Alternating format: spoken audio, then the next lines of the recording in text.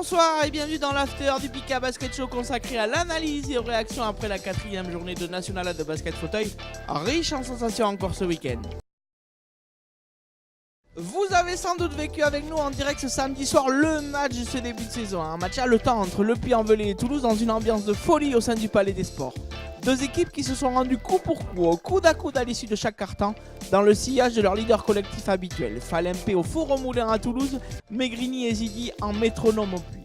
Les Toulousains ont semblé avoir la main sur le match en menant de 10 points à 5 minutes de la fin, mais soudain le barreau d'honneur de Puy est arrivé avec une défense retrouvée, des attaques tranchantes et un brin de réussite pour arracher la prolongation, alors que le TIC aurait tout de même pu rafler la victoire au buzzer avec ce shoot ouvert manqué par Jonathan Hiverna.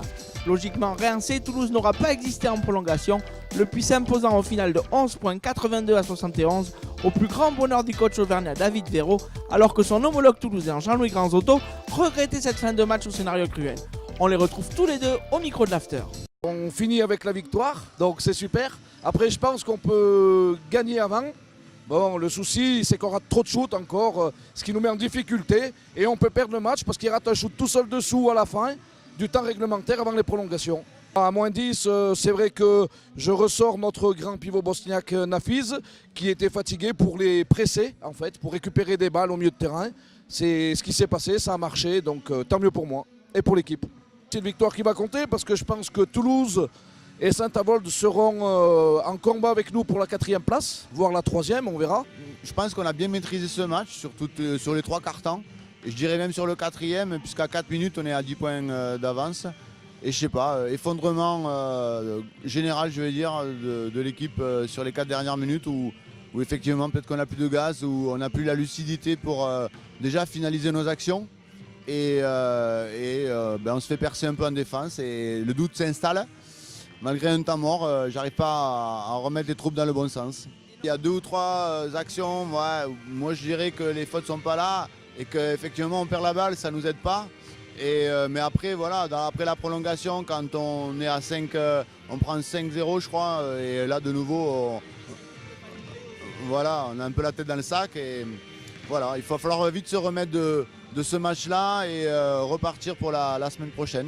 La mobilisation va être un peu compliquée. J'ai la moitié de l'effectif qui s'en va en stage avec les équipes nationales.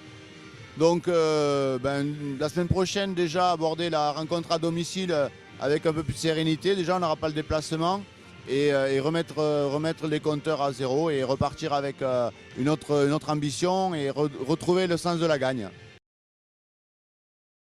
Les autres résultats de cette 4e journée maintenant, en commençant évidemment par le choc entre hier et Meaux, et à l'image des performances au shoot de Audrey Caillol et de Louis Ardouin, Meaux est totalement passé à côté de ce premier gros choc de la saison avec seulement 37% de réussite au tir.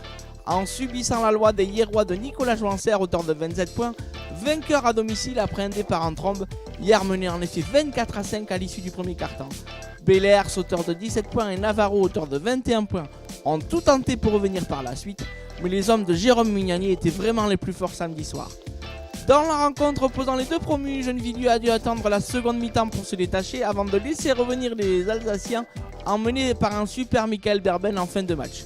Gennevilliers est finalement sauvé par son pivot international Karim Kelaifi, meilleur marqueur de la soirée avec 31 points, dont 12 dans le dernier quart-temps. Du côté de Saint-Avold, plutôt convaincant la semaine dernière à Bordeaux, Saint-Avold n'a rien pu faire cette fois-ci face au Canet, meilleure attaque du championnat après 3 journées.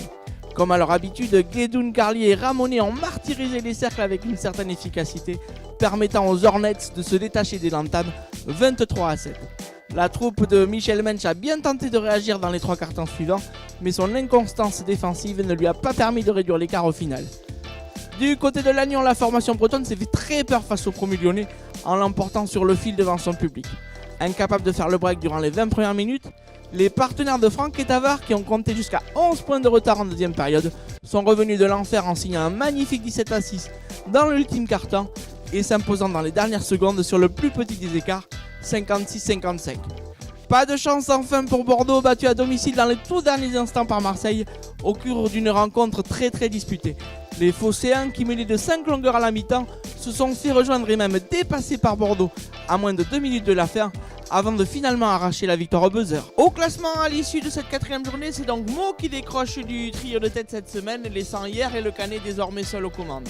Le Puy, avec sa victoire au finish, passe même devant les Meldois sur le podium, alors qu'en bas de classement, la défaite au buzzer des Bordelais face à Marseille place les Léopards de Guyenne dans une situation bien délicate. C'est l'une des performances majuscules du week-end qui a mené son équipe à la victoire dans un duel de promu face à Strasbourg, celle de Karim Khelaifi, intérieur de Gennevilliers, auteur de 31 points samedi. Gennevilliers et Khelaifi vont bien en ce début de saison. Jérôme Seillac pour l'after a recueilli ses réactions à l'issue du match. On écoute Karim Khelaifi. Bon, on prend une grosse fessée au canet. On avait à cœur chez nous de rétablir un peu les choses contre un concurrent direct. On a bien travaillé cette semaine. On travaille beaucoup avec Franck Belen, notre nouveau coach. Et puis ça se voit sur les matchs, quoi. On est là.